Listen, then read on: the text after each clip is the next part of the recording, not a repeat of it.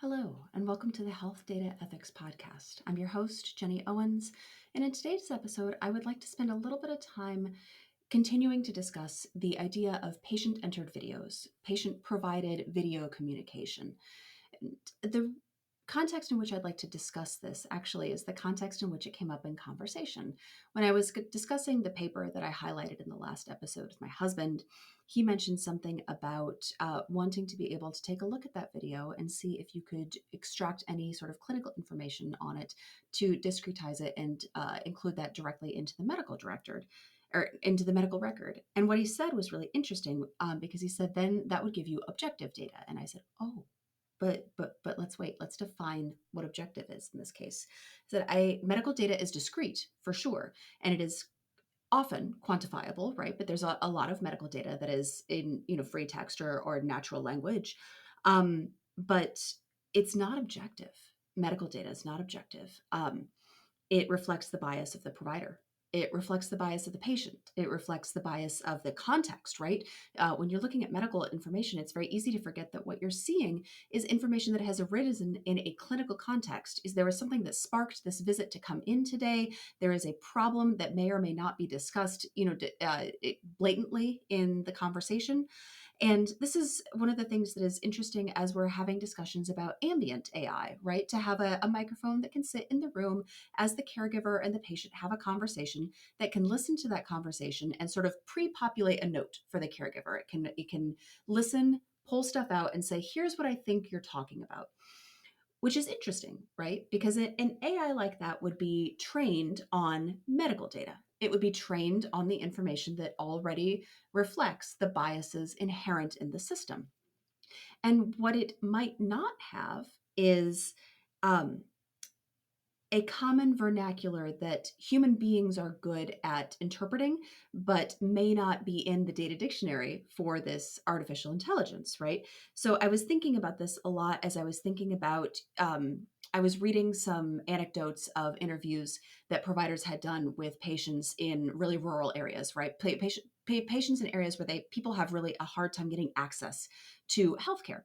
And so, these sweet young, like go-getter, very enthusiastic people are sitting down with these patients, and they're saying things like, "Well, have you experienced diabetes? Have you experienced hypertension?" And what they're hearing is no and no, right? I have not experienced diabetes. I have not experienced hypertension. And then they would look at the data and say, well, but you've got insulin or you're on metformin. You're on medication for hypertension. If you're not experiencing these things, why are you taking these medicines? I said, oh, well, I don't have diabetes, but I do take a sugar pill, or I don't have hypertension, but I take a water pill. Um, and so thinking about training medical AIs not only on medical data, right, which is a rich source of information, full of really good information, but also training them on the common vernacular that patients use when they're communicating with their caregivers.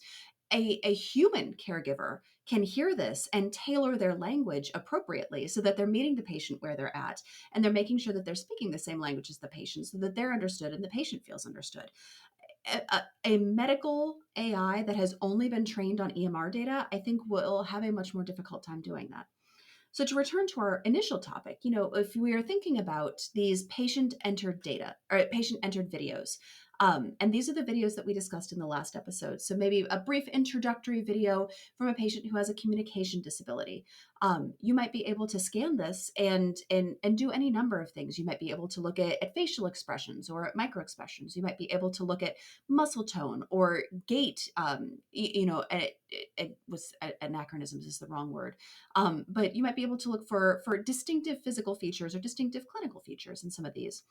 But as you are doing this and thinking about training an AI to ingest this patient data, you may also want to think about what is the patient perspective here? What is the patient trying to communicate with their words? What are they communicating with their facial expressions, with their gait, with their physical symptoms that they may or may not describe as being symptoms? Something to consider. Um, it would be really interesting to see and to hear from people in the AI field on what the AI influence of the patient experience can be.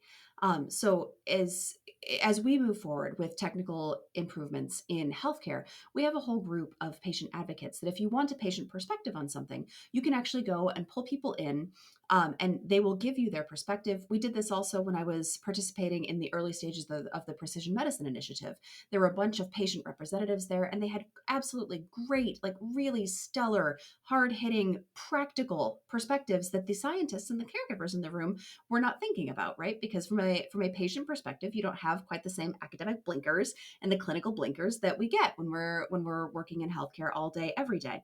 Um, I would be so curious to see what patient advocacy in the AI space is going to look like. What data sets will we be using to train AI on what a patient might say to communicate with their doctor? How are we going to validate that? Who are the groups that are going to validate that? This is really interesting fodder and really exciting, innovative space.